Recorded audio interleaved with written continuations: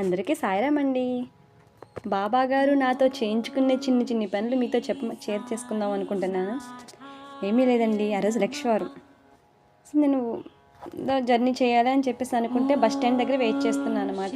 Bus stand పక్కనే బాబాగారి temple. So bus ఇంకా రాలేదు కదా అని చెప్పేసి నేను టెంపుల్ దగ్గరికి వెళ్తే బాబాగారిని చూస్తే, సో బాబాగారు స్నానం చేపిద్దారు అని చెప్పేసి అనుకున్నాను అనమాట. అప్పుడు అనిపించింది, ఇంటి దగ్గర దీపం పెట్టలేదు, కనీసం ఎక్కడైనా నాకు సేవ చేయవా అని చెప్పేసి బాబాగారు చూసారా ఎంత చక్కగా స్నానం చేయించుకుంటున్నారు.